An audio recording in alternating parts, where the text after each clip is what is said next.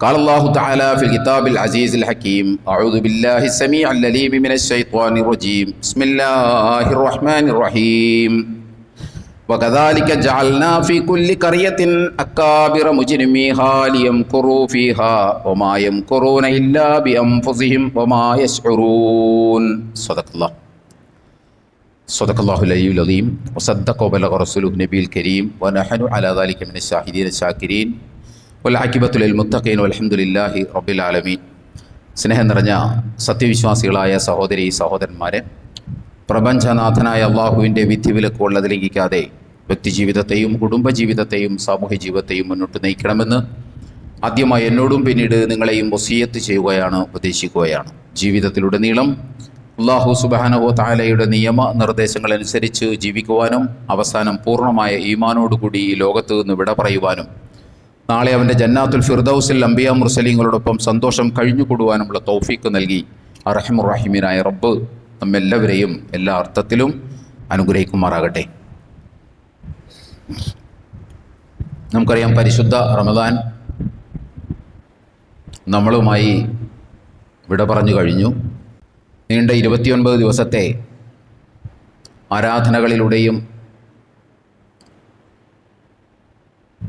പ്രാർത്ഥനകളിലൂടെയും അനുഷ്ഠാന കർമ്മങ്ങളിലൂടെയും ഒക്കെ നമ്മൾ നേടിയെടുത്ത ഊർജം അഥവാ തഖ്വ കൈമോശം വരാതെ നമ്മൾ സൂക്ഷിക്കുക. അല്ലാഹു സുബ്ഹാനഹു വ തആല നമ്മെ അതിനെ അനുഗ്രഹിക്കുമാറാകട്ടെ. നമുക്കറിയാം, കഴിഞ്ഞ ആഴ്ചയിൽ നമ്മുടെ കേരളത്തിൽ എന്നല്ല ദേശീയ തലത്തിൽ തന്നെ വിവാദമായ ഒരു സിനിമയുണ്ടായിരുന്നു.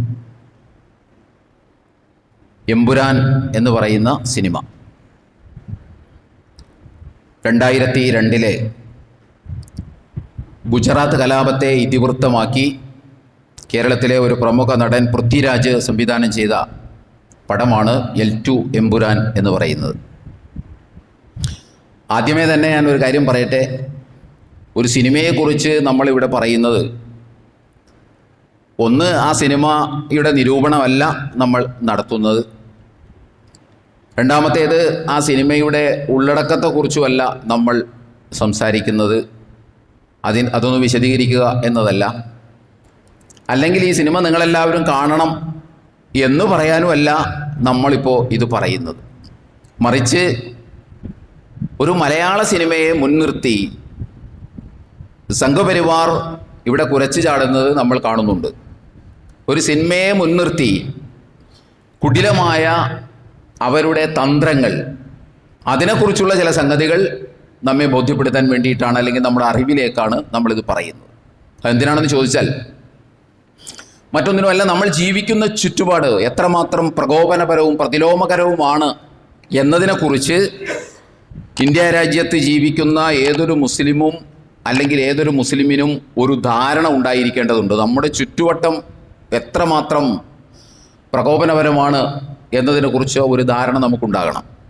അതിനൊക്കെ വേണ്ടിയിട്ടാണ് നമ്മളിത് പറയുന്നത്. ഞാൻ പറഞ്ഞു, ഒരുപക്ഷെ പൊതുസമൂഹത്തെ സംബന്ധിച്ചിടത്തോളം അതിനെക്കുറിച്ച് വേണ്ടത്ര ഒരു ധാരണ അളവിൽ, ഇവിടെ കുറേ ഒച്ചപ്പാടും ബഹളമൊക്കെ നടക്കുന്നു എന്നതിൽ കവിഞ്ഞ് അതിൻ്റെ പുറകിലുള്ള പൊളിറ്റിക്സ് ഒന്നും ഒരുപക്ഷെ സാധാരണ ജനങ്ങൾ വേണ്ടത്ര അളവിൽ ചിന്തിച്ചു കൊള്ളണമെന്നില്ല. പ്രത്യേകിച്ച് സിനിമ എന്ന് പറയുന്നത് ഒരു എൻ്റർടൈൻമെൻറ്റ് ചോയ്സ് ആയതുകൊണ്ട് അതിനെക്കുറിച്ച് വേണ്ടത്ര ആലോചിക്കാൻ സാധ്യത കുറവാണ്. ഞാൻ പറഞ്ഞു, ആ സിനിമ എന്ന് പറയുന്നത് 2002 ഗുജറാത്തിൽ നടന്ന വംശഹത്യയുമായി ബന്ധപ്പെട്ട് അതിനെ ഇതിവൃത്തമാക്കി അവതരിപ്പിച്ചിട്ടുള്ള ഒരു സിനിമയാണ്. അതായത് 23 കൊല്ലമായി ഗുജറാത്ത് കലാപം നടന്നിട്ട് ഏതാണ്ട് 1/4 പിന്നിടുകയാണ് നമ്മൾ ആ വംശഹത്യ നടന്നിട്ട്. നമ്മളെ സംബന്ധിച്ചിടത്തോളം നമുക്കറിയാം, ആ വംശഹത്യ അവിടെ നടക്കുമ്പോൾ അന്നത്തെ ഗുജറാത്ത് മുഖ്യമന്ത്രി എന്ന് പറയുന്നത് നമ്മുടെ ഇന്നത്തെ ഇന്ത്യയുടെ പ്രധാനമന്ത്രിയാണ്. ഗുജറാത്ത് വംശഹത്യ ഒരിക്കലും ഒരു വർഗീയ കലാപമായിരുന്നില്ല. പ്രത്യേകിച്ച് പുതിയ തലമുറയൊക്കെ ഇതിനെക്കുറിച്ച് നന്നായി മനസ്സിലാക്കേണ്ടതുണ്ട്. അവർ മനസ്സിലാക്കിക്കൊണ്ടിരിക്കുന്നുമുണ്ട്.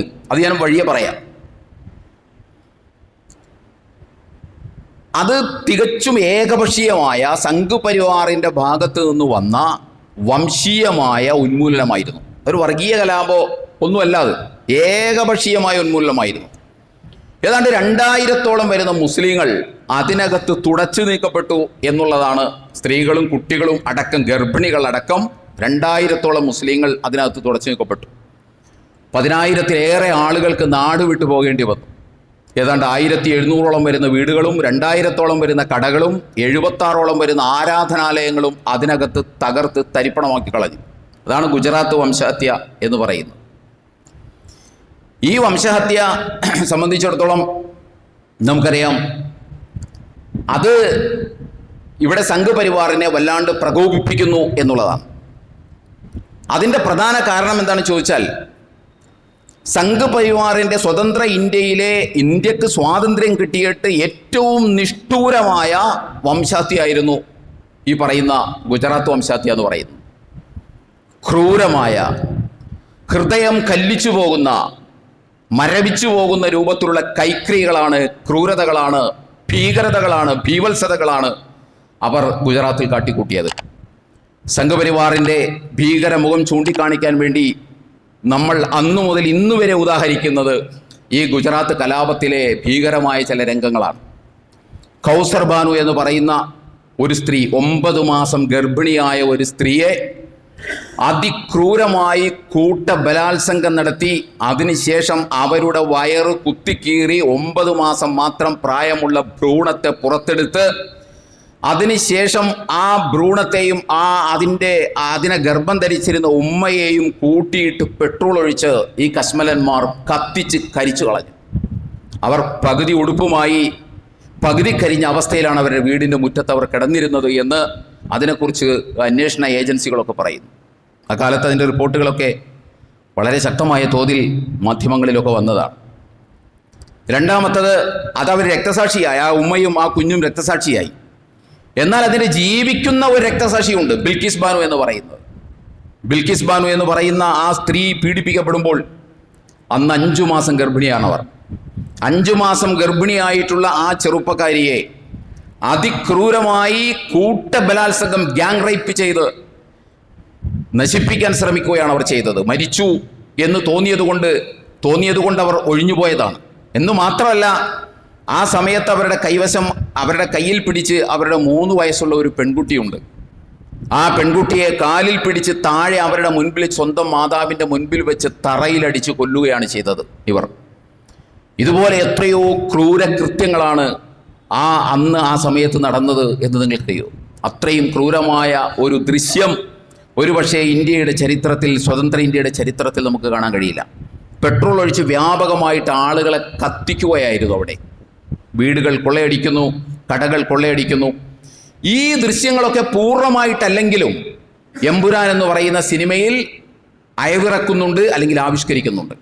അതുകൊണ്ട് തന്നെ ഇത് ജനം അറിയുക എന്ന് പറഞ്ഞാൽ അത് സംഘപരിവാർ ഇഷ്ടപ്പെടുന്നതല്ല. ഇത് ജനങ്ങൾ അറിയുക, ഞങ്ങൾ ഇങ്ങനെയൊക്കെ ചെയ്തിട്ടുണ്ട്, ഇത്രയും വലിയ ക്രൂരകൃത്യങ്ങളൊക്കെ ഞങ്ങൾ ചെയ്തിട്ടുണ്ട് എന്ന് അറിയുന്നത് സംഘപരിവാറിനെ സംബന്ധിച്ചിടത്തോളം ദേഷ്യം പിടിപ്പിക്കുന്ന പണിയാണ്. അപ്പോൾ ആ അയവിറക്കൽ കഥയിലൂടെയാണെങ്കിലും കവിതയിലൂടെയാണെങ്കിലും അതുപോലെ തന്നെ നാടകത്തിലൂടെയാണെങ്കിലും കലയിലൂടെയാണെങ്കിലും സിനിമയിലൂടെയാണെങ്കിലും അത് ചെയ്യുന്ന ആളെ നോട്ടപ്പുള്ളിയാക്കും എന്നുള്ളത് ഒരു യാഥാർത്ഥ്യമാണ്. അത് തന്നെയാണ് സംഘപരിവാർ ഈ സിനിമയുടെ കാര്യത്തിലും ചെയ്തിട്ടുള്ളത്. അതുകൊണ്ടാണ് പൃഥ്വിരാജിനെ രാജ്യദ്രോഹി എന്നൊക്കെ വിശേഷിപ്പിക്കുന്നത്. നമ്മൾ മനസ്സിലാക്കേണ്ടത് 24 ഭാഗങ്ങളിൽ കത്രിക വച്ചിട്ട് ഇപ്പോൾ അത് തിയേറ്ററുകളിൽ ഓടുന്നുണ്ട്. ആദ്യം 17 എന്ന് പറഞ്ഞു, പിന്നെ 24 വെട്ടിയിട്ടാണ് ഇപ്പോൾ അത് വന്നിട്ടുള്ളത്. നമ്മൾ മനസ്സിലാക്കേണ്ടത്, എത്രയൊക്കെ ഇത് വെട്ടിയാലും, എത്രയൊക്കെ ഇത് മറച്ചു പിടിക്കാൻ ശ്രമിച്ചാലും, അതെല്ലാം മേഘം മാറുമ്പോൾ സൂര്യൻ വ്യക്തമാകുന്നത് പോലെ ഗുജറാത്ത് കലാപവും വ്യക്തമായിക്കൊണ്ടിരിക്കും. മേഘം മാറുമ്പോൾ സൂര്യൻ അതിൻ്റെ വെളിച്ചമാണ് പ്രസരിപ്പിക്കുന്നതെങ്കിൽ, മേഘം മാറുമ്പോൾ ഗുജറാത്ത് കലാപം അതിൻ്റെ ഭീകര ദൃശ്യമാണ് പ്രകടിപ്പിക്കുന്നത് എന്നതാണ് ഒരു വ്യത്യാസമുള്ളൂ. നമ്മൾ മനസ്സിലാക്കേണ്ടത്, ഇതിനകത്ത് അള്ളാഹുവിൻ്റെ ഞാൻ ആമുഖത്തിൽ ഒഴുകി വെച്ച ഒരു ഇടപെടലുണ്ട്. അഥവാ ഈ എമ്പുരാനിലൂടെ ഉടയതമ്പുരാൻ്റെ ഒരു ഇടപെടൽ ആ വിഷയത്തിൽ ഉണ്ടായിട്ടുണ്ട് എന്ന് വേണമെങ്കിൽ നമുക്ക് പറയാം. സത്യത്തിൽ ഈ സിനിമക്ക് നേരെ കുറച്ച് ചാടാതിരുന്നെങ്കിൽ, ഒന്നും പറയാതിരുന്നെങ്കിൽ, ഞാൻ പറഞ്ഞല്ലോ, സിനിമ എന്ന് പറഞ്ഞാൽ ആളുകൾ അതിനെ ഒരു എൻ്റർടൈൻമെൻ്റ് ആയിട്ടാണ് കാണുന്നത്. അത് കണ്ട് അതങ്ങനെ അങ്ങോട്ട് അവസാനിച്ചു പോയേനെ. അവർ കണ്ട ആളുകൾ വീട്ടിലേക്ക് പോകും, അത്രയേ ഉള്ളൂ. പിന്നെ ചർച്ച ചെയ്യുന്നത് എന്താ? അതിനെത്ര കളക്ഷൻ കിട്ടി, എത്ര രൂപ കിട്ടി എന്നുള്ള ചർച്ചയായിരിക്കും പൊതുജനത്തിൻ്റെ മുൻപിൽ ഉണ്ടാവുക. അല്ലെങ്കിൽ അതൊക്കെ കൊണ്ടു നടക്കുന്ന ആളുകളെ സംബന്ധിച്ചിടത്തോളം അവരുടെ മുമ്പിൽ ഉണ്ടാകുന്നത് എന്തായിരിക്കും? അതിനെത്ര രൂപ കിട്ടി, ബോക്സ് ഓഫീസിൽ എത്ര കളക്ഷൻ ഉണ്ടായി എന്നുള്ളതിനെ കുറിച്ചൊക്കെയുള്ള ചിന്തകളായിരിക്കും. ഇപ്പോൾ അതല്ല സംഭവം, എത്ര കളക്ഷൻ കിട്ടി എന്നുള്ളതല്ല സംഭവം. മറിച്ച് എന്താണ് ഗുജറാത്ത് കലാപം, എന്താണ് ഗോദ്ര സംഭവം, ആരാണ് ഈ ബാബു ബജ്രംഗി എന്ന് പറയുന്ന ആള് എന്നൊക്കെയുള്ള അന്വേഷണങ്ങൾ ശക്തമായ തോതിൽ ഇവിടെ നടക്കുന്നു എന്നുള്ളതാണ്.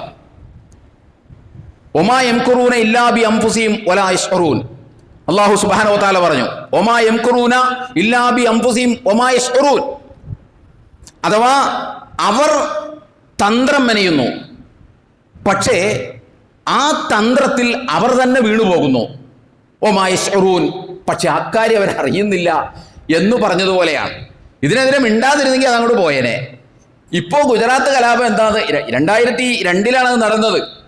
അതിനുശേഷം ജനിച്ച കുട്ടികൾ വരെ ഇപ്പോൾ ഗുജറാത്ത് കലാപത്തെക്കുറിച്ച് സംസാരിച്ചു കൊണ്ടിരിക്കുകയാണ്. ബാബു ബജ്രംഗിയെക്കുറിച്ച് സംസാരിച്ചു കൊണ്ടിരിക്കുകയാണ്. അയാളുടെ തെഹൽക്കയുടെ സ്റ്റിൽ ഓപ്പറേഷനുമായി ബന്ധപ്പെട്ട് ഒളിക്യാമറ റെക്കോർഡിംഗ് വീഡിയോയൊക്കെ ഇന്നും യൂട്യൂബിൽ ലഭ്യമാണ്. അതൊക്കെ ആളുകൾ കണ്ടുകൊണ്ടിരിക്കുകയാണ്. അതിൻ്റെ പിന്നെ ഇതൊക്കെ നമ്മൾ പരിശോധിച്ച് കഴിഞ്ഞാൽ അവിടെ എല്ലാം സബ്സ്ക്രൈബേഴ്സും കൂടിയിട്ടുണ്ട്, അവിടെ എല്ലാം വ്യൂസും കൂടിയിട്ടുണ്ട് എന്നുള്ളതാണ്. നിങ്ങളൊന്ന് ആലോചിച്ച് നോക്കൂ, കേരളത്തിലെ എല്ലാ ചാനലുകളും, ജനം TV ഞാൻ കണ്ടിട്ടില്ല, അത് കണ്ടവരുണ്ടെങ്കിൽ അവർക്കറിയാൻ പറ്റും. അത് ഒഴിച്ചു നിർത്തിയാൽ അത് കാണിക്കാൻ സാധ്യത കുറവാണ്. ബാക്കി എല്ലാ ചാനലുകളും വളരെ മനോഹരമായിട്ട് ഈ രംഗങ്ങൾ ചിത്രീകരിക്കുന്നുണ്ട്, ഈ കാര്യങ്ങൾ പറയുന്നുണ്ട്. ഗുജറാത്ത് കലാപത്തിൽ എന്തൊക്കെയാണ് നടന്നത്, എത്ര പേരാണ് മരിച്ചത്, ആരൊക്കെയാണ് കൊന്നത്, ഈ 3 ബ്രിട്ടീഷ് കഴിഞ്ഞ ദിവസം ഇന്നലത്തെ പത്രത്തിലൊരു വാർത്തയുണ്ട്. അഥവാ ഗുജറാത്ത് കലാപത്തിൻ്റെ സമയത്ത് ആഗ്രയും ജയ്പൂരും സന്ദർശിക്കാൻ വേണ്ടി വന്ന 3 ബ്രിട്ടീഷ് മുസ്ലിങ്ങളെ അവർ ജയ്പൂരും ആഗ്രയും സന്ദർശിച്ചതിന് ശേഷം തിരിച്ചു പോകുമ്പോൾ അവരെ തടഞ്ഞു നിർത്തി, അവരുടെ വാഹനം തടഞ്ഞു നിർത്തി, അവരെ കൊന്നുകളഞ്ഞു. 6 പേര് അതിനകത്ത് പ്രതികളാണ്. ആ 6 പേരെയും കോടതി വെറുതെ വിട്ടു, ഗുജറാത്ത് ഹൈക്കോടതി വെറുതെ വിട്ടു എന്ന വാർത്തയാണ് ഇന്നലെ പത്രത്തിലുള്ളത്. നമ്മളൊന്ന് ആലോചിക്കണം. അപ്പോൾ അതെല്ലാം ജനം, പ്രത്യേകിച്ച് ചെറുപ്പക്കാർ ഈ ബാബു ബജ്രംഗി ആരാണ് എന്നൊക്കെ ഉള്ള അന്വേഷണവും എന്തൊക്കെയാണ് ഇവിടെ നടന്നിട്ടുള്ളത് എന്ന അന്വേഷണവും ഒക്കെ നടത്തി. ഒ മക്റല്ലാഹി വല്ലാഹു ഖൈറുൽ മാക്കിരീൻ. അവരും തന്ത്രം പ്രയോഗിക്കുന്നു, അള്ളാഹുവും തന്ത്രം പ്രയോഗിക്കുന്നു. വല്ലാഹു ഖൈറുൽ മാക്കിരീൻ, തന്ത്രം പ്രയോഗിക്കുന്നതിൽ അതിവിദഗ്ധൻ അള്ളാഹു ആണ് എന്ന് പറഞ്ഞതുപോലെയാണ്. ഖുർആൻ അങ്ങനെ സംസാരിച്ചിട്ടുണ്ടല്ലോ. അതേപോലെ തന്നെ അവർ തന്ത്രം മെനയുന്നു, പക്ഷെ ആ തന്ത്രത്തിനകത്ത് അവർ തന്നെ കുടുങ്ങുന്നു എന്ന് പറയുന്ന അവസ്ഥയാണ് യഥാർത്ഥത്തിൽ ഈ എമ്പുരാനുമായി ബന്ധപ്പെട്ട് ഇപ്പോൾ സംഭവിച്ചിട്ടുള്ളത്. അപ്പോൾ അതുകൊണ്ട് ഇവർ കുരച്ചു ചാടും എന്നുള്ളത് സത്യമാണ്. കുരച്ചു ചാടും. അവരെ സംബന്ധിച്ചിടത്തോളം അവർ ഒരിക്കലും അത് ഇഷ്ടപ്പെടുന്നില്ല. അതുകൊണ്ടാണ് ഈ രംഗങ്ങളൊക്കെ അതിനകത്തുണ്ട്. അതൊക്കെ ഇപ്പോൾ ഓൾറെഡി എഡിറ്റ് ചെയ്യുകയോ മ്യൂട്ട് ചെയ്യുകയൊക്കെ ചെയ്തിട്ടുണ്ടാവും എന്ന് മാത്രമേ ഉള്ളൂ. ഇതൊക്കെ അതിനകത്ത് ഉണ്ടായിരുന്നു. ഈ ഭീകര ദൃശ്യങ്ങളൊക്കെ ഇപ്പോഴും അതിനകത്ത് പലതും ബാക്കി നിൽക്കുന്നുണ്ട് എന്നാണ് അത് കണ്ടവർ പറയുന്നത്. കണ്ടാൽ ഇത് ഗുജറാത്ത് കലാപമാണെന്ന് ഇപ്പോഴും മനസ്സിലാകുന്ന രൂപത്തിലാണ് അതൊക്കെ ഉള്ളത്. അതേക്കുറിച്ചുള്ള അന്വേഷണങ്ങളും പഠനങ്ങളും ഒക്കെ അല്ലാതെയും നടക്കുന്നു. അത് ആ നിലക്ക് ഈ നീണ്ട 23 കൊല്ലം കഴിഞ്ഞതിന് ശേഷമാണ് അത് വീണ്ടും ആ മേഘമറ നീങ്ങി പുറത്തു വരുന്നത് എന്ന് നമ്മൾ ആലോചിക്കണം. അതാണ് ഞാൻ പറഞ്ഞത്, ആരൊക്കെ എത്രയൊക്കെ മൂടി വച്ചാലും അതിനെയൊക്കെ അതിജീവിച്ചുകൊണ്ട് ഇതാണ് നിങ്ങളുടെ മുഖം എന്ന് ഇവിടെ വീണ്ടും വീണ്ടും പറഞ്ഞുകൊണ്ടിരിക്കും. അതിനപ്പുറം ഇവർ കണക്ക് പറയേണ്ടി വരുന്ന ഒരു വേദിയും ഉണ്ടാകും. അതിനകത്തും യാതൊരു സംശയവുമില്ല. അത്രമാത്രം ക്രൂരഹത്യകളാണ് അവിടെ നടന്നത്, വംശീയ ഉന്മൂലനമാണ് അവിടെ നടന്നത് എന്ന് നമ്മൾ മനസ്സിലാക്കേണ്ടതുണ്ട്. അപ്പോൾ ഇതിനെ സംബന്ധിച്ച് ഇപ്പോൾ അവർ പറയുന്നത് എന്താണെന്ന് ചോദിച്ചാൽ, ഇത് സംബന്ധമായിട്ട് 3 ലേഖനങ്ങളാണ് RSSന്റെ മുഖപത്രമായ ഓർഗനൈസറിൽ വന്നത്. 3 ലേഖനങ്ങൾ. ആ ലേഖനത്തിൽ പറയുന്നത് ഈ സിനിമ ഹിന്ദു വിരുദ്ധമാണ്, ഈ സിനിമ മൊത്തം ഹിന്ദുക്കളെ അധിക്ഷേപിക്കലാണ് എന്നാണ് ഓർഗനൈസർ പറയുന്നത്.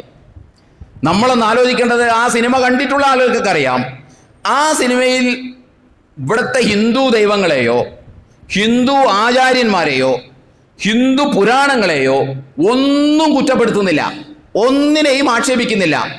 അതുമായി ബന്ധപ്പെട്ട പരാമർശങ്ങളൊന്നും തന്നെ ആ സിനിമയിലില്ല. ഇവിടുത്തെ ഹൈന്ദവ സഹോദരന്മാർ ആരാധിക്കുന്ന ആരാധക പുരുഷന്മാരെ കുറിച്ചോ അല്ലെങ്കിൽ അവർ ബഹുമാനിക്കുന്ന ആചാര്യന്മാരെ കുറിച്ചോ അവരുടെ വേദഗ്രന്ഥങ്ങളെ കുറിച്ചോ ഉള്ള ഒരു പരാമർശം, അവരുടെ പുണ്യകേന്ദ്രങ്ങളെ കുറിച്ചുള്ള പരാമർശങ്ങളോ ഒന്നും അതിനകത്തില്ല. പക്ഷെ എന്നിട്ടും ഇത് ഹിന്ദു വിരുദ്ധമാകുന്നതിൻ്റെ മാജിക്കും ലോജിക്കും എന്താണ്? അതാണ് നമ്മൾ മനസ്സിലാക്കേണ്ടത്. ഇതൊന്നും അതിനകത്തില്ല. എന്നിട്ടും ഇത് ഹിന്ദു വിരുദ്ധമാണ്, ഇത് മൊത്തം ഹിന്ദുക്കളെ അധിക്ഷേപിക്കലാണ്. ഇവിടെയാണ് നമ്മൾ അതിൻ്റെ മാജിക്കും ലോജിക്കും അറിയേണ്ടത്, മറ്റൊന്നുമല്ല. ഇവിടെ സംഘ് പരിവാർ ഇവിടെ ഫാബ്രിക്കേറ്റ് ചെയ്യാൻ ഉദ്ദേശിക്കുന്ന, അഥവാ ഇവിടെ ഉൽപ്പാദിപ്പിച്ചെടുക്കാൻ നിർമ്മിച്ചെടുക്കാൻ ഉദ്ദേശിക്കുന്ന ഒരു നിർമ്മിതി എന്താണെന്ന് ചോദിച്ചാൽ, സംഘ് പരിവാറിനെ വിമർശിക്കുക എന്ന് പറഞ്ഞാൽ അത് ഹിന്ദുക്കളെ വിമർശിക്കലാണ്. സംഘ് പരിവാറിനോട് ദേഷ്യപ്പെടുക എന്ന് പറഞ്ഞാൽ, സംഘ് പരിവാറിനെ ചോദ്യം ചെയ്യുക എന്ന് പറഞ്ഞാൽ അത് ഇവിടുത്തെ ഹിന്ദുക്കളെ ചോദ്യം ചെയ്യലാണ്. മോദി സർക്കാരിനെ ചോദ്യം ചെയ്യുക എന്ന് പറഞ്ഞാൽ അത് രാജ്യത്തെ ചോദ്യം ചെയ്യലാണ് എന്ന് വരുത്തി തീർക്കാനുള്ള ശക്തമായ ശ്രമങ്ങൾ ഇവിടെ നടന്നുകൊണ്ടിരിക്കുകയാണ്. കുറച്ചൊക്കെ അവർ വിജയിക്കുന്നുണ്ട്, കുറച്ചൊക്കെ അതിനകത്ത് വിജയിക്കുന്നുണ്ട്. സംഘപരിവാറിനെ വിമർശിക്കുക എന്ന് പറഞ്ഞാൽ ഇവിടുത്തെ ഹിന്ദുക്കളെ വിമർശിക്കലാണ് എന്ന ഒരു നരേറ്റീവ്, എന്നൊരു ആഖ്യാനം ഇവിടെ ഉണ്ടാക്കിയെടുക്കാൻ ശ്രമിക്കുകയാണ്. മോദി സർക്കാരിനെ വിമർശിക്കുക, ഒരിക്കലും ഒരു സർക്കാരിനെ വിമർശിക്കുക എന്ന് പറഞ്ഞാൽ അത് രാജ്യത്തെ വിമർശിക്കലല്ല, അത് ദേശത്തെ വിമർശിക്കലല്ല, അത് ദേശദ്രോഹ പ്രവർത്തനവുമല്ല. ഇതൊക്കെ തിരിച്ച് നമ്മൾ നന്നായി മനസ്സിലാക്കേണ്ടതുണ്ട്. പക്ഷെ ഇവർ സൃഷ്ടിക്കാൻ ശ്രമിക്കുന്നത് സംഘ് പരിവാറിനെ വിമർശിക്കുക എന്ന് പറഞ്ഞാൽ, RSSനെ വിമർശിക്കുക എന്ന് പറഞ്ഞാൽ, ബജറംഗളിനെ വിമർശിക്കുക എന്ന് പറഞ്ഞാൽ, BJP വിമർശിക്കുക എന്ന് പറഞ്ഞാൽ ഇവിടുത്തെ ഹിന്ദുക്കളെ വിമർശിക്കലാണ് എന്നാണ്. ഒരിക്കലുമല്ല. ഹിന്ദുത്വയും ഹിന്ദുമതവും ഹിന്ദുക്കളും തമ്മിൽ വ്യത്യാസമുണ്ട്. നമ്മൾ ഹിന്ദുത്വ എന്ന് പറയുമ്പോൾ അതിനർത്ഥം ഇവിടുത്തെ ഹിന്ദുക്കൾ എന്നല്ല. ഹിന്ദുത്വ എന്ന് പറഞ്ഞാൽ ഹിന്ദുമതവുമല്ല, ഹിന്ദുത്വ എന്ന് പറഞ്ഞാൽ ഹിന്ദുക്കളുമല്ല. ഹിന്ദുത്വ എന്ന് പറഞ്ഞാൽ അങ്ങേറ്റം കുടിലമായ വംശീയ വിദ്വേഷത്തിൽ അധിഷ്ഠിതമായ ഒരു രാഷ്ട്രീയ ആശയമാണ് ഹിന്ദുത്വ എന്ന് പറയുന്നത്. അതുകൊണ്ട് ഹിന്ദുത്വയും ഹിന്ദുമതവും തമ്മിൽ അജഗജാന്തരമുണ്ട്.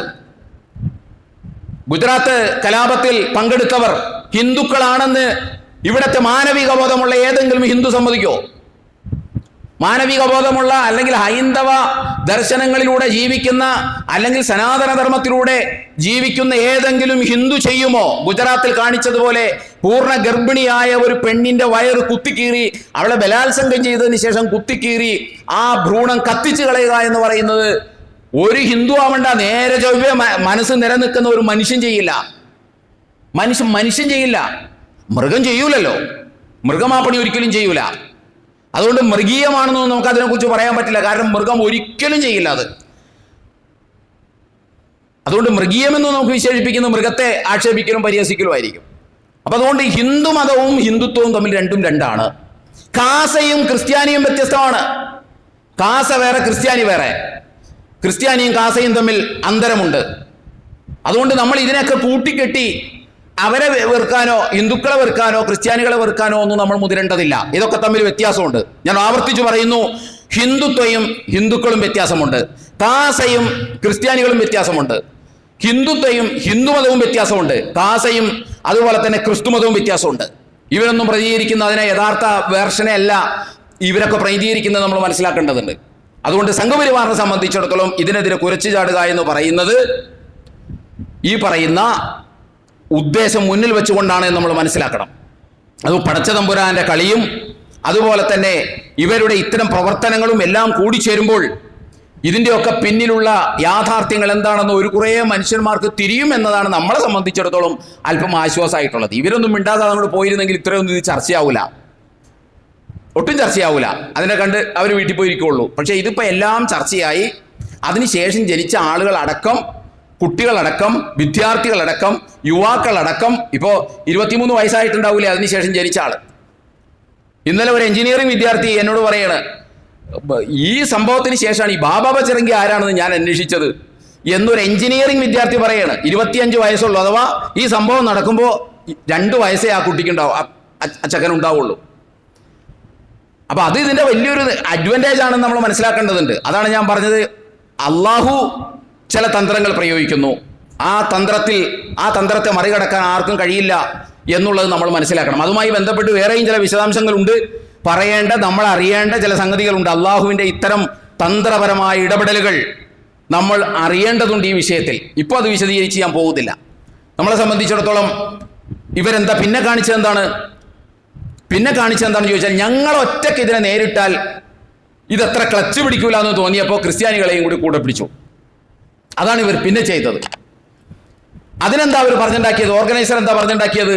ഇത് ക്രിസ്തുമതത്തിനെതിരാണെന്നാണ് പറഞ്ഞത്. ഓർഗനൈസറിന്റെ ചില ചോദ്യങ്ങളുണ്ട്. ക്രിസ്തു എന്ത് അപരാധം ചെയ്തെന്നാണ് കഥാകൃത്ത് വിചാരിക്കുന്നത്? അതുപോലെ തന്നെ കറുത്ത മാലാഖ ആരാണ്? അതുപോലെ തന്നെ ഇരുട്ടിന്റെ ശക്തികൾ എന്ന് വിശേഷിപ്പിക്കുന്നത് ആരെക്കുറിച്ചാണ്? അറിഞ്ഞോ അറിയാതെയോ പിശാചിനെ മഹത്വവൽക്കരിക്കുന്നു. ഇങ്ങനെയൊക്കെയുള്ള പരാമർശങ്ങൾ ഓർഗനൈസർ നടത്തിയിട്ടുണ്ട്. ഞാൻ പറഞ്ഞല്ലോ 3 ലേഖനങ്ങളാണ് ഇത് സംബന്ധമായിട്ട് ഓർഗനൈസർ എന്ന് പറഞ്ഞാൽ RSSന്റെ മുഖപത്രമാണ് എഴുതിയിട്ടുള്ളത്. ഇതിനകത്ത് ഒരു ക്രിസ്തുമതത്തെ ആക്ഷേപിക്കുന്നില്ല. ഇതിന്റെ ചുവട് പിടിച്ചുകൊണ്ടാണ് കേന്ദ്ര സഹമന്ത്രി ജോർജ് കുര്യനും പറഞ്ഞു, it is against Christian faith and cross എന്ന് കഴിഞ്ഞ ദിവസം ഇന്നലെ മിനിഞ്ഞാന്ന് വഖഫ് ബില്ലിന്റെ ചർച്ചയിൽ അദ്ദേഹവും പറഞ്ഞു. Against Christian faith and cross എന്ന്, അഥവാ ക്രിസ്തുമതത്തിന്റെ വിശ്വാസത്തിനൊക്കെ ഇത് എതിരാണെന്ന് അദ്ദേഹവും പറഞ്ഞു. എന്ത് കണ്ടിട്ടാണ് ഇത് പറഞ്ഞതെന്ന് നമുക്ക് മനസ്സിലാകുന്നില്ല. പ്രക്ഷോഭമായിട്ട് ക്രിസ്ത്യൻ സഹോദരന്മാർ രംഗത്തില്ല, സഭയൊന്നും രംഗത്തില്ല എന്നാണ് വിചാരിക്കുന്നത്. ഇതിനകത്ത് ഒരു ക്രിസ്ത്യാനിയെയും കുറ്റപ്പെടുത്തിയിട്ടില്ല. ഇതിനകത്ത് ക്രിസ്തുമതത്തിനെതിരുമല്ല. പിന്നെന്താണ്? കൂടെ പിടിച്ച് പരസ്പരം ഈ വിഷയത്തിൽ സഹകരിച്ച് നേരിടുക എന്ന ഉദ്ദേശമാണ്. ഇത് വർത്തമാനം കേട്ട വിചാരിക്കും ഈ ക്രിസ്ത്യാനികളോടും ക്രിസ്തുമതത്തോടും യേശു ക്രിസ്തുവിനോടൊക്കെ സംഘപരിവാറിന് ഭയങ്കര മഹബത്താണെന്ന് തോന്നും ഈ വർത്തമാനം കേട്ടാൽ. ഇത് യഥാർത്ഥത്തിൽ എന്താ സംഭവം? കഴിഞ്ഞ മാർച്ച് 16-ാം തീയതി, മാർച്ച് 22-ാം തീയതി, ഈ കഴിഞ്ഞ ദിവസങ്ങളിലൊക്കെ ഇന്ത്യയുടെ വിവിധ ഭാഗങ്ങളിൽ ക്രിസ്ത്യാനികൾക്ക് നേരെയുള്ള കടന്നാക്രമണങ്ങൾ നടന്നിട്ടുണ്ട്. ഈ ക്രിസ്തു എന്ത് തെറ്റാ ചെയ്തതെന്ന് കഥാകൃത്ത് എന്തറിഞ്ഞിട്ടാണ് ഇത് പറയുന്നത് എന്നൊക്കെ ചോദിക്കുന്ന ഓർഗനൈസറിന്റെ ആളുകളോട് നമുക്ക് ചോദിക്കാനുള്ളത്, സംഘപരിവാറിനോട് നമുക്ക് ചോദിക്കാനുള്ളത്, ഈ തൊട്ടടുത്ത ദിവസമാണ് പശ്ചിമ ബംഗാളിൽ ഒരു പ്രാർത്ഥനാ സദസ്സിലേക്ക് സംഘപരിവാറിന്റെ വനിതകളടക്കം അക്രമികൾ കൂട്ടമായി ചെന്നുകൊണ്ട് പ്രാർത്ഥിച്ചിരുന്നവരെ മർദ്ദിക്കുകയും അവിടെ ഉണ്ടായിരുന്ന ക്രിസ്തുവിന്റെ സ്തൂപത്തിന്റെ മുൻപിൽ അതിന്റെ മുകളിൽ കൊണ്ടുപോയിട്ട് തുളസി ചെടി നടുകയും ചെയ്തതിന്റെ ഫോട്ടോ പോലും സോഷ്യൽ മീഡിയയിൽ ശക്തമായി പ്രചരിക്കുന്നുണ്ട്. അവരാണ് പറയുന്നത് ഈ ക്രിസ്തു എന്ത് ചെയ്തിട്ടാണ് കഥാകൃത്ത് ഇങ്ങനെയൊക്കെ വച്ചിട്ടുള്ളത് എന്ന് ചോദിക്കുന്നത്. നമ്മളൊന്ന് ആലോചിച്ച് നോക്കിയേ, ഇതിന്റെ പേരല്ലേ പച്ചയായ കാപട്യം എന്ന് പറയുന്നത്. ഏറ്റവും രസകരമായ സംഗതി, ഈ വഖഫ് ബില്ലിന്റെ ചർച്ച നടന്നല്ലോ, അത് പാസ്സാക്കിയെടുത്തല്ലോ. അതിന്റെ തൊട്ടുടനെ കേരളത്തിൽ നിന്നുള്ള MP-മാര് പാർലമെന്റിൽ നിന്ന് ഇറങ്ങിപ്പോകുന്നുണ്ട്. ആ വാർത്ത കണ്ടവരൊക്കെ അത് മനസ്സിലാക്കിയിട്ടുണ്ടാവും. വഖഫ് ബില്ലിന്റെ ചർച്ച കഴിഞ്ഞ ഉടനെ അത് പാസ്സാക്കി, അത് കഴിഞ്ഞ് കഴിഞ്ഞപ്പോൾ ഇറങ്ങിപ്പോയി. എന്താ കാര്യം എന്നറിയാമോ? ജയ്പൂരിൽ ക്രിസ്ത്യൻ തീർത്ഥാടകരെ ആക്രമിച്ചു, അതിനെക്കുറിച്ച് ചർച്ച വേണമെന്ന് പറഞ്ഞു. സ്പീക്കർ അത് സമ്മതിച്ചില്ല. അതിന്റെ പേരിൽ കേരളത്തിൽ നിന്നുള്ള MP-മാരൊക്കെ കൂടി പ്രതിഷേധിച്ച് ഇറങ്ങിപ്പോയി. ഇത് രണ്ടും ഒരേ സമയത്ത് നടക്കണമെന്ന് നമ്മൾ ആലോചിക്കണം. ഒരേ സമയത്ത് KCBCയും CBCI ഒക്കെ ഈ വഖഫിനെ പിന്തുണക്കുകയും അതേ ചർച്ച നടന്നതിന്റെ തൊട്ടുടനെ പാർലമെന്റിൽ അവർക്കെതിരെയുള്ള ആക്രമണത്തെ അപലപിക്കണമെന്ന് പറഞ്ഞുകൊണ്ട്, പ്രമേയം അവതരിപ്പിക്കണമെന്ന് പറഞ്ഞുകൊണ്ട് ആവശ്യം ഉന്നയിക്കുകയും ചെയ്യുന്ന വലിയ ഒരു വൈരുദ്ധ്യത്തിന് ഇന്നലെ പാർലമെന്റ് സാക്ഷിയായി എന്നുകൂടി നമ്മൾ മനസ്സിലാക്കണം. അതിനെക്കുറിച്ച് ഇൻഷാ അല്ലാഹ് അടുത്ത ഖുതുബയിൽ നമുക്ക് ചിലത് പറയാനുണ്ട്. അപ്പൊ ഞാൻ പറഞ്ഞു വരുന്നത്, ക്രിസ്ത്യൻ പ്രേമത്തിന്റെ ഭാഗമായിട്ടൊന്നുമല്ല ഇത്. ഒരു ക്രിസ്ത്യാനിയോട് ഇവിടുത്തെ സംഘപരിവാറിന് യാതൊരു താല്പര്യവുമില്ല. പക്ഷെ അത് സഭയ്ക്ക് തിരിഞ്ഞിട്ടോ തിരിയാഞ്ഞിട്ടോ എന്തോ കിടന്ന് തിരിയുകയാണ് എന്നതാണ് നമുക്ക് പലപ്പോഴും തോന്നിപ്പോകുന്നത്. അത് മറ്റൊരു വിഷയമാണ്. ഞാൻ പറയുന്നത് ആവിഷ്കാര സ്വാതന്ത്ര്യത്തെക്കുറിച്ചാണ്. ഏത് ആവിഷ്കാര സ്വാതന്ത്ര്യത്തെക്കുറിച്ചാണ് ഇവർ സംസാരിക്കുന്നത്? നിങ്ങളൊന്ന് ആലോചിച്ച് നോക്കൂ. ഞാൻ പറഞ്ഞല്ലോ, ഒരു പൊതുബോധം സൃഷ്ടിക്കാൻ ഇവർ ശ്രമിക്കുന്നു എന്ന് ഞാൻ പറഞ്ഞല്ലോ. ഏത്?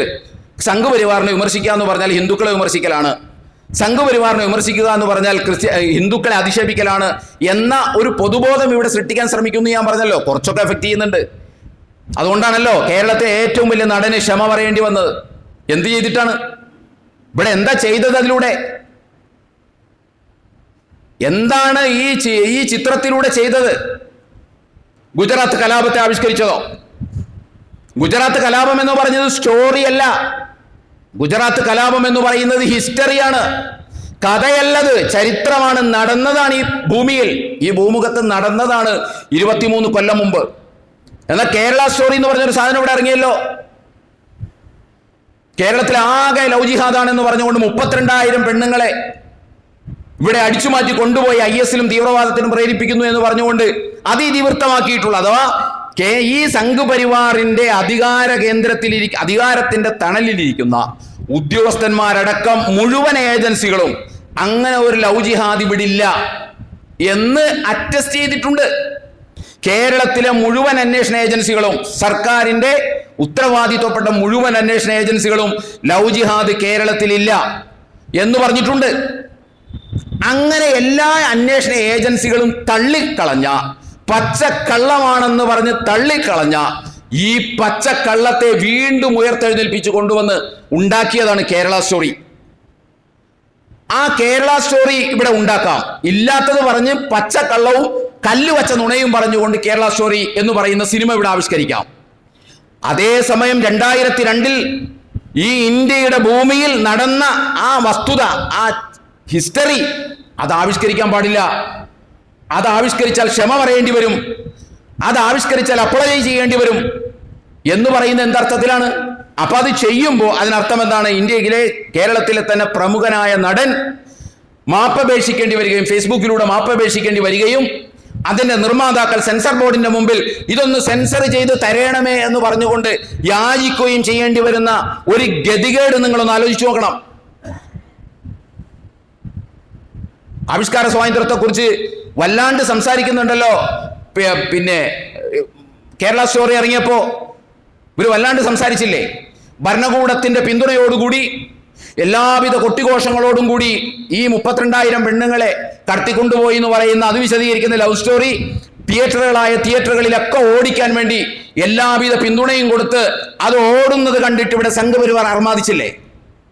എന്നിട്ടെന്തിയെ ഈ ആവിഷ്കാര സ്വാതന്ത്ര്യം എന്ന് പറയുന്ന ആവിഷ്കാര സ്വാതന്ത്ര്യ ബോധം എമ്പുരാന്റെ കാര്യം വന്നപ്പോൾ ഇവർ മറന്നുപോയത്? എമ്പുരാന്റെ കാര്യം വന്നപ്പോൾ ഇവർ മറന്നുപോയത് എന്തുകൊണ്ടാണ്?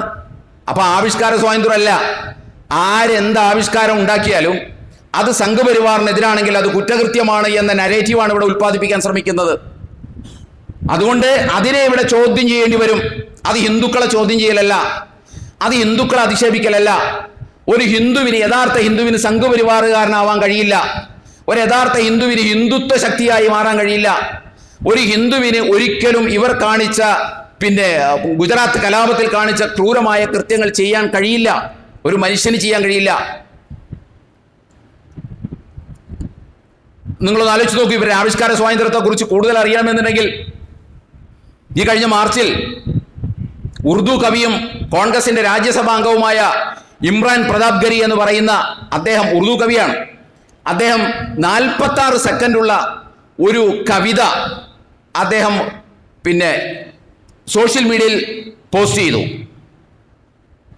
ആ കവിത ഇങ്ങനെയാണ്: രക്തദാഹികളെ കേൾക്കൂ, നേരിനായുള്ള പോരാട്ടം ന്യായമെങ്കിൽ സ്നേഹത്തോടെ ഞങ്ങളത് നിർവഹിക്കും എന്ന് പറഞ്ഞുകൊണ്ടുള്ള ഉറുദു കവിതയാണ്. അദ്ദേഹം അത് പോസ്റ്റ് ചെയ്തു. തൊട്ടു പിന്നാലെ ഗുജറാത്ത് പോലീസ് അദ്ദേഹത്തിനെതിരെ കേസെടുത്തു, ക്രിമിനൽ കേസെടുത്തു. ഏതൊക്കെ വകുപ്പുകൾ ചുമത്തിയാണെന്ന് നിങ്ങൾ ആലോചിക്കും. ഇതാണ് ഈ കവിത, ഇത്രേ ഉള്ളൂ. ഈ പറഞ്ഞതാണ് കവിത. ഏതൊക്കെ വകുപ്പുകൾ ചുമത്തിയ കേസെടുത്തത്? ഭാരതീയ ന്യായ സംഹിതയുടെ വകുപ്പ് 197 ദേശീയോദ്ഗ്രന്ഥനത്തിന് വിരുദ്ധം, വകുപ്പ് 299 ബോധപൂർവം മതവികാരം വ്രണപ്പെടുത്തൽ, വകുപ്പ് 302 മതവികാരം വ്രണപ്പെടുത്തുന്ന സംസാരം, പിന്നെയും ചില വകുപ്പുകളൊക്കെ ഉണ്ട്. ഈ വകുപ്പുകളൊക്കെ ചുമത്തി 3 കൊല്ലത്തിനും 7 കൊല്ലത്തിനും ഇടയിലുള്ള ശിക്ഷ കിട്ടാൻ പറ്റുന്ന വകുപ്പുകളൊക്കെ ചുമത്തി. എന്ത്? ഈ കവിത. ആവിഷ്കാര സ്വാതന്ത്ര്യത്തെക്കുറിച്ച് സംസാരിക്കുന്ന ആളുകളാണ്. ഈ കവിത ഗുജറാത്ത് പോലീസ് ക്രിമിനൽ കേസെടുത്തു. ഇമ്രാൻ പ്രതാപ്ഗരി പിന്നെ കോടതിയോട് ആവശ്യപ്പെട്ടു ആ കേസ് പിൻവലിക്കണമെന്ന്. പിൻവലിച്ചില്ല. ഗുജറാത്ത് ഹൈക്കോടതിയിൽ ഹർജി ഫയൽ ചെയ്തു. ഇത് ഈ പറയുന്ന കുറ്റകൃത്യമല്ല, അതുകൊണ്ട് ഈ കേസ് റദ്ദാക്കണമെന്ന്. ഗുജറാത്ത് ഹൈക്കോടതിയാണ് നമ്മൾ ആലോചിക്കണം. ഗുജറാത്ത് ഹൈക്കോടതി ആ കേസ് റദ്ദ് ചെയ്തു. റദ്ദ് ചെയ്തില്ല, റദ്ദ് ചെയ്യാൻ പറ്റില്ല എന്ന് പറഞ്ഞു. ഉടൻ അദ്ദേഹം പരമോന്നത നീതിപീഠത്തിന്റെ മുമ്പിൽ ചെന്നു, സുപ്രീം കോടതിയിൽ കേസ് ഫയൽ ചെയ്തു. സുപ്രീം കോടതി ആ സംഭവം പഠിച്ചതിന് ശേഷം സുപ്രീം കോടതി പറഞ്ഞു ആ കേസ് റദ്ദാക്കണം. എന്നിട്ട് ഗുജറാത്ത് പോലീസിനോടും ഗുജറാത്ത് ഹൈക്കോടതിക്കും കണക്കിന് കൊടുത്തു സുപ്രീം കോടതി. സുപ്രീം കോടതി ഗുജറാത്ത് പോലീസിനോട് പറഞ്ഞു, പോലീസ് ഇത്ര തരം താഴരുതായിരുന്നു, പോലീസ് രാഷ്ട്രീയ സമ്മർദ്ദങ്ങൾക്ക് വഴങ്ങി ഒരിക്കലും കേസെടുക്കരുതായിരുന്നു എന്ന് ഗുജറാത്ത് പോലീസിനോട് പറഞ്ഞു. ഗുജറാത്ത് ഹൈക്കോടതിയോട് പറഞ്ഞു, സംസാരിക്കുന്നതോ എഴുതുന്നതോ ഒക്കെ ആയ കാര്യങ്ങൾ ചിലപ്പോൾ നമുക്കിഷ്ടപ്പെട്ടില്ലെന്നിരിക്കാം, ജഡ്ജികളായ നമുക്കിഷ്ടപ്പെട്ടില്ലെന്നിരിക്കാം, പക്ഷേ ഭരണഘടനയിലെ 19(1) പ്രകാരമുള്ള 19 പ്രകാരമുള്ള ഈ മൗലിക അവകാശങ്ങൾ ഉയർത്തിപ്പിടിക്കേണ്ടത് കോടതികളുടെ ബാധ്യതയാണ്. അഥവാ ആവിഷ്കാര സ്വാതന്ത്ര്യം ഉയർത്തിപ്പിടിക്കേണ്ടത് കോടതികളുടെ ബാധ്യതയാണ് എന്ന് കോടതികളെ ഓർമ്മിപ്പിച്ചു. മാത്രമല്ല ഭരണഘടനയുടെ ആദർശങ്ങളും ചവിട്ടിമെതിക്കപ്പെടുന്നില്ലെന്ന് ഉറപ്പുവരുത്തേണ്ടത് കോടതിയാണ് എന്ന് ഗുജറാത്ത് ഹൈക്കോടതിയെ ഓർമ്മിപ്പിച്ചു. വേറെയും കുറെ വർത്തമാനങ്ങളൊക്കെ ഗുജറാത്ത് ഹൈക്കോടതി പറഞ്ഞിട്ടുണ്ട്, സുപ്രീം കോടതി ഗുജറാത്ത് ഹൈക്കോടതിയോട് പറഞ്ഞിട്ടുണ്ട്. അങ്ങനെ അദ്ദേഹത്തിന്റെ ആ കേസ് റദ്ദാക്കുകയാണ് ചെയ്തത്. അതുപോലെ തന്നെ നമ്മൾ മനസ്സിലാക്കേണ്ടതാണ്, നമ്മളുടെ മഹാരാഷ്ട്രയിൽ ഇന്ത്യയിൽ അറിയപ്പെടുന്ന ഒരു സ്റ്റാൻഡപ്പ് കമേഡിയനായിട്ടുള്ള കുനാൽ കുംബ്ര അറിയപ്പെടുന്ന ഒരു കമേഡിയനാണ് അദ്ദേഹം അവിടുത്തെ ഉപമുഖ്യമന്ത്രി ഏകനാഥ് ഷിൻഡെ അദ്ദേഹത്തെ കളിയാക്കിക്കൊണ്ട് ഒരു കോമഡി പരിപാടി അവതരിപ്പിച്ചു. ആ കോമഡി പരിപാടി അത് അവതരിപ്പിച്ചതോട് കൂടി എന്താ സംഭവിച്ചതറിയാമോ? ആ കോമഡി പരിപാടി ഷൂട്ട് ചെയ്ത ആ സ്റ്റുഡിയോ തന്നെ ഇവരങ്ങോട്ട് തകർത്തു കളഞ്ഞു. ശിവസേന ഷിൻഡെ വിഭാഗം തകർത്തു കളഞ്ഞു. തൊട്ടുടനെ നമ്മൾ കാണുന്ന കാഴ്ച അത് തകർത്തെന്ന് മാത്രമല്ല, ആ സ്റ്റുഡിയോ ഇരുന്ന ബിൽഡിങ്ങിൽ എൻക്രോച്ച്മെന്റ് ഉണ്ട്, അനധികൃതമായിട്ട് നിർമ്മിച്ച പലതും ഉണ്ട് എന്ന് പറഞ്ഞുകൊണ്ട് ബുൾഡോസറായിട്ട് വന്നു മുനിസിപ്പൽ കോർപ്പറേഷൻ. എന്നിട്ട് അതും പൊളിച്ചു നീക്കി. ഇതിനെല്ലാം പുറമെ പോലീസ് കേസെടുത്തു അദ്ദേഹത്തിനെതിരെ. ആ കേസിൽ മാനനഷ്ട കേസ് കൂടി ഉണ്ട്. കേസിന്റെ അതിലെ ഏറ്റവും വലിയ വൈരുദ്ധ്യം എന്ന് പറഞ്ഞതാണ്, മാനനഷ്ടം കേസ് എടുക്കുന്നതാരാ? മാനനഷ്ടം സംഭവിച്ച ആളല്ലേ ആ കേസ് പരാതി കൊടുത്ത ആ കേസ് എടുക്കേണ്ടത്. ഇത് പോലീസ് സ്പെഷ്യൽ ഇൻട്രസ്റ്റ് കാണിക്കുകയാണ്. ഈ രംഗങ്ങളിലൊക്കെ നമ്മൾ കാണുന്ന കാഴ്ച പോലീസ് ഭയങ്കര ഹൈപ്പർ ആക്റ്റീവ് ആകുകയും സ്പെഷ്യൽ ഇൻട്രസ്റ്റ് കാണിക്കുകയൊക്കെ ചെയ്യുകയാണ്. അദ്ദേഹം പറയാത്ത കാര്യത്തിൽ അദ്ദേഹത്തിന് വേണ്ടി കേസ് എടുക്കുകയാണ്, മാനനഷ്ട കേസ്. ഒന്ന് ആലോചിച്ച് നോക്കൂ. അതേസമയം സ്റ്റുഡിയോ തല്ലിപ്പൊളിച്ച് കളഞ്ഞ ഒന്നും ഈ പോലീസുകാർ കണ്ടിട്ടുമില്ല. ഇത് അവിടെ മാത്രം നടക്കുന്ന കാര്യമല്ല, ഇത് പല ഘട്ടത്തിലും നമ്മുടെ കേരളത്തിലും നടന്നിട്ടുണ്ട്. ഈ ഇരട്ട നീതി എന്ന് പറയുന്നത് ആണ് ഇവിടുത്തെ എല്ലാറ്റിൻ്റെയും പ്രശ്നം. ഈ ഇരട്ട നീതിയുടെ ഗ്രാവിറ്റി ഇനി വരുന്ന ഭാവിയിൽ ഇന്ത്യയിൽ വർദ്ധിക്കാൻ പോവുകയാണ്. വഖഫ് ബില്ലും കൂടി പാസ്സായിട്ടുണ്ട്. ഇൻഷാ അല്ലാഹ് അടുത്ത ഖുതുബയിൽ നമുക്ക് അതിനെക്കുറിച്ച് ചിലത് പറയാനുണ്ട്. ഞാൻ പറഞ്ഞു വരുന്നത്, ഞാൻ ഇതൊക്കെ എന്തിനാണ് പറഞ്ഞത് എന്ന് ചോദിച്ചാൽ, നമ്മുടെ രാജ്യത്ത് നമുക്ക് ചുറ്റും നമ്മുടെ സറൗണ്ടിങ്സിൽ ഇങ്ങനെയുള്ള കാര്യങ്ങളാണ് നടക്കുന്നത് എന്ന ഒരു ബോധവും നമുക്കെല്ലാവർക്കും ഉണ്ടാകേണ്ടതുണ്ട്. വിശ്വാസികൾ എന്നുള്ള നിലക്ക് നമുക്കിതിനെ അഭിമുഖീകരിച്ചേ മതിയാകൂ. മുസ്ലിങ്ങൾ എന്നുള്ള നിലക്ക് നമുക്കിതിനെ അഭിമുഖീകരിച്ചേ മതിയാകൂ. ഒന്നാമത്തെ കാര്യം, നമ്മൾ മുസ്ലിങ്ങളാണ്. രണ്ടാമത്തേത്, ഈ രാഷ്ട്രത്തിൻ്റെ സ്വാതന്ത്ര്യ സമര പോരാട്ടങ്ങളിലും അതിനുശേഷം നടന്ന പുനർനിർമ്മാണ പ്രക്രിയയിലുമെല്ലാം നിർണായകമായ പങ്ക് വഹിച്ചവരുടെ പിൻഗാമികളാണ് നമ്മൾ. അതുകൊണ്ട് നമുക്കിതിനെ അഭിമുഖീകരിച്ചേ മതിയാകൂ. പേടിച്ചു പറിച്ചു നിൽക്കലല്ല, തൻ്റെ ഇടത്തോടുകൂടി ആത്മാഭിമാനത്തോടുകൂടി അഭിമുഖീകരിക്കണം. എല്ലാ അഭിമാനത്തോടും കൂടി ഇവിടെ മറ്റാരെക്കാളും ഉറപ്പിച്ച് നമ്മൾ പറയുന്നു, ഈ രാജ്യത്ത് ജീവിക്കുന്ന മറ്റാരെക്കാളും ആത്മാഭിമാനത്തോടുകൂടി ഇതിനെ അഭിമുഖീകരിക്കാനുള്ള അവകാശം ഈ ഇന്ത്യ രാജ്യത്ത് ജനിച്ചു വീണ ജീവിച്ചുകൊണ്ടിരിക്കുന്ന ഓരോ മുസ്ലിമിനുമുണ്ട്, കഴിയും, അവകാശമുണ്ട് എന്ന് നമ്മൾ മനസ്സിലാക്കേണ്ടതുണ്ട്. പക്ഷെ അതിന് ഞാൻ വെറും ഒരു സമുദായ മുസ്ലിമാണ് എന്ന് പറഞ്ഞുകൊണ്ട് തലവേർത്തിയിട്ട് കാര്യമില്ല. നമ്മൾ അള്ളാഹുവുമായിട്ട്, അഥവാ എമ്പുരാനടക്കം ഇത്തരത്തിലുള്ള പ്രകോപനങ്ങൾക്ക്, കുറച്ച് ചാടലുകൾക്ക്, സംഘപരിവാറിൻ്റെ കുറച്ച് ചാടലുകൾക്ക് വിധേയമാകുമ്പോൾ നമുക്ക് തടയണ തീർക്കാനുള്ള ആർജവം കൈവരിക്കാൻ ഉടയ തമ്പുരാൻ മാത്രമേ ഉള്ളൂ, അല്ലെങ്കിൽ പടച്ച തമ്പുരാൻ മാത്രമേ ഉള്ളൂ. ആ പടച്ച തമ്പുരാനുമായിട്ടുള്ള അടുപ്പം ശക്തിപ്പെടുത്തിക്കൊണ്ടാണ് നമ്മൾ ഇതിനുള്ള ഊർജം സംഭരിക്കേണ്ടത്. വൈൻ തസ്ബിറു വ തത്തഖു, നിങ്ങൾ സബർ കാണിക്കുകയും തഖ്വ പാലിക്കുകയും ചെയ്യുകയാണെങ്കിൽ അത് വലിയ ഒരു കാര്യമാണ് എന്ന് മാത്രമല്ല, ഒരർത്ഥത്തിലും അവരുടെ കുതന്ത്രങ്ങളൊന്നും നിങ്ങളെ ഏശുകയുമില്ല എന്ന് വിശുദ്ധ ഖുർആനിൽ അല്ലാഹു സുബ്ഹാനഹു വ തആല വാഗ്ദാനം നൽകുകയാണ്. അതുകൊണ്ട് നമ്മൾ പടച്ച തമ്പുരാനുമായിട്ട് ആത്മബന്ധം ഒന്നാമത് വേണ്ടത് നമ്മുടെ ചുറ്റുവട്ടത്തെക്കുറിച്ച് ഞാൻ പറയുന്നു, എൻ്റെ ഖുതുബ കേൾക്കുന്ന ആളുകളെ സംബന്ധിച്ചിടത്തോളം നമ്മുടെ ചുറ്റുവട്ടത്തെക്കുറിച്ചുള്ള ഒരു ബോധം നമുക്കുണ്ടാവണം. ആ ബോധമുണ്ടായി കഴിയുമ്പോൾ സ്വാഭാവികമായിട്ടും നമുക്ക് ഇതിനെ അഭിമുഖീകരിക്കണം, ആർജവത്തോടുകൂടി അഭിമുഖീകരിക്കണം എന്ന ഒരു ബോധ്യം ഉണ്ടാകും. ആ ബോധ്യമുണ്ടാകുമ്പോൾ അള്ളാഹുവുമായിട്ടുള്ള ബന്ധം നമുക്കതിന് കൂടുതൽ ഉപകാരപ്പെടും. അള്ളാഹു സുബ്ഹാനഹു വ തആല നമ്മെ അതിനെ അനുഗ്രഹിക്കുമാറാകട്ടെ. വന്നുപോയ വീഴ്ചകൾ പടച്ചാമ്പുരാൻ നമുക്ക് പുറത്തു മാപ്പാക്കി തരുമാറാകട്ടെ. നമ്മളിൽ നിന്ന് മരണപ്പെട്ടു പോയ ആളുകൾക്ക് അള്ളാഹു മൗഫിറത്തും റഹ്മത്തും നൽകി അനുഗ്രഹിക്കുമാറാകട്ടെ. നമ്മുടെ തൊട്ടടുത്ത ആശുപത്രി രോഗികളായി കഴിയുന്ന ആളുകൾക്ക് അള്ളാഹു ആശ്വാസം നൽകി അനുഗ്രഹിക്കുമാറാകട്ടെ. അഖൂലു ഖൗലി ഹാദാ വസ്തഗ്ഫിറുല്ലാഹ ലി വലക്കും വലിജമീഅൽ മുസ്ലിമീന വൽ മുഅ്മിനീന അജ്മഈൻ ഫസ്തഗ്ഫിറുഹു ഇന്നഹു ഹുവൽ ഗഫൂറുർ റഹീം.